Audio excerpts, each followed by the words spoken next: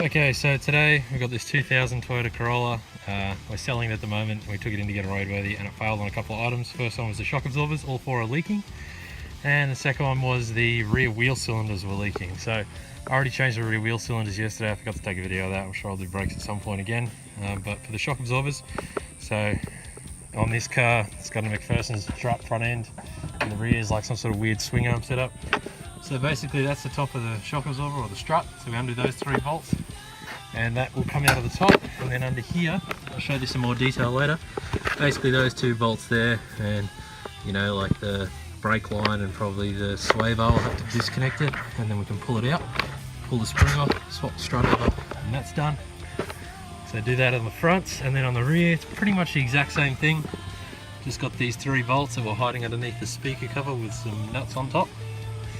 And then underneath it's the same deal. There's a couple of bolts in the strut, you see them just there. And then sway bar and brake line, and the same thing, pull the spring off and swap them over. And that should be about it. So we'll get into that and you'll see the end result soon. Alright, so we'll start by pulling the wheels off, get the hubcap out of the way first. And then I'm lazy, so I use a rattle gun.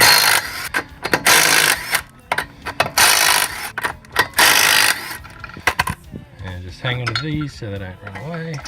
Just keep them somewhere safe, and then to keep extra safe, just in case the car drops, even though I've got it on full jack stands, I'm just going to slide it in there, just so that if the car drops it gets caught.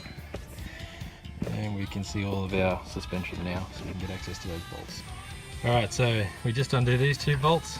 Pretty simple. I just used a rattle gun, and you can also use a ratchet and a spanner to match, and you pull them straight out like that.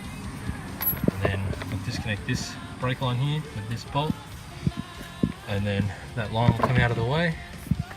That's pretty much it. The strut will come straight out then once we undo the top bolts. Alright, now we're up here at the top. We just have to undo these 3 nuts. So just use the impact driver, just like that. The nut comes off. Just do the 3 here.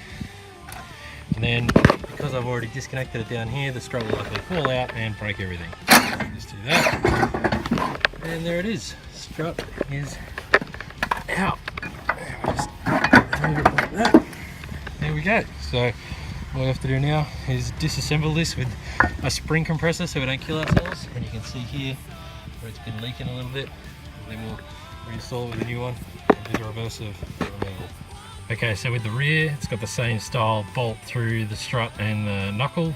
This one was a 17mm on either end. The brake line's slightly different. This is a more common design in older cars where you just have this little clip, grab with some pliers, and it should just work off like that.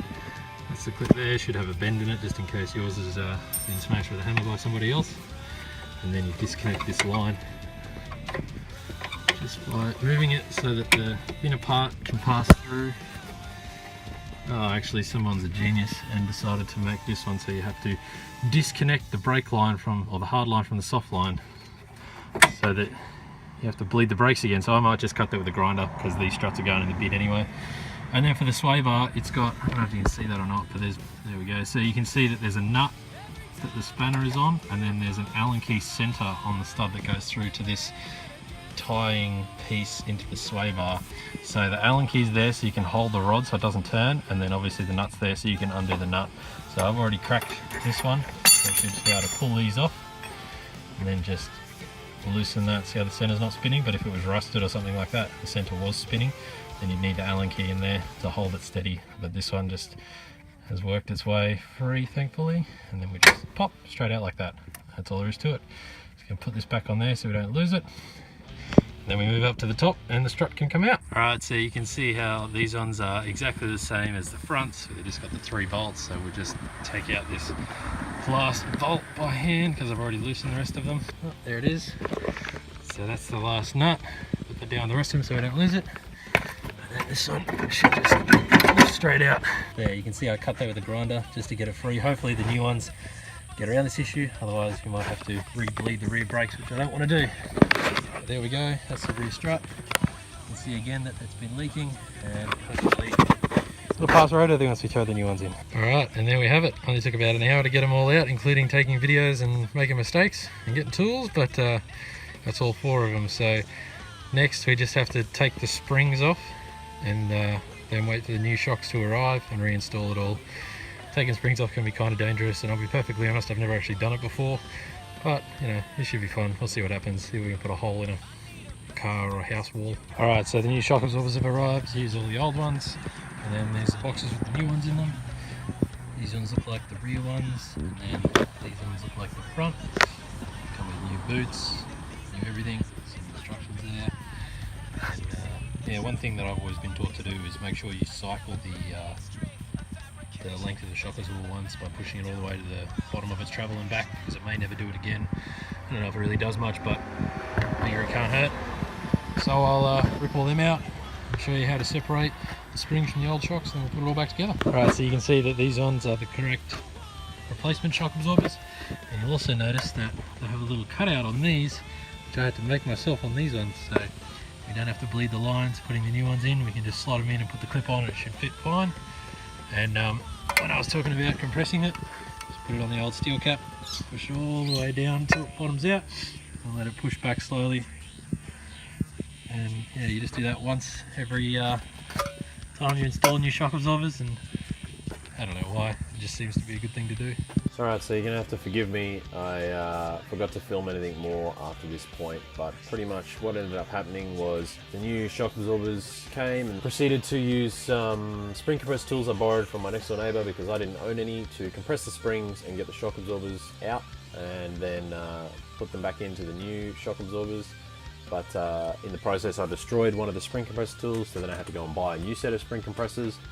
Anyway, I got it all back together and put the car back together, and then it went off, got its roadworthy again, and it passed. Nice young girl, I can't even remember her name. She purchased the car with the help of her dad, and I believe that her and her boyfriend drove it north of Brisbane to like Mackay or something like that to work at a scuba diving experience. They seem really nice and they really like the car, and took it off, so hopefully it's at a good home now and they really enjoyed it. It was a great little car, really good condition for what it was. Sorry I didn't film more. Again, the second half of all my videos typically fades off because I've either never done the job, I'm learning how to do the job at the time. So yeah, I hope you enjoyed this episode of Fury Garage, and we'll see you next time. So how's your radiator looking there, Luke? Still shaking out rust. Yeah, but it's alloy, how's it got rust in it? Like an iron block, mate.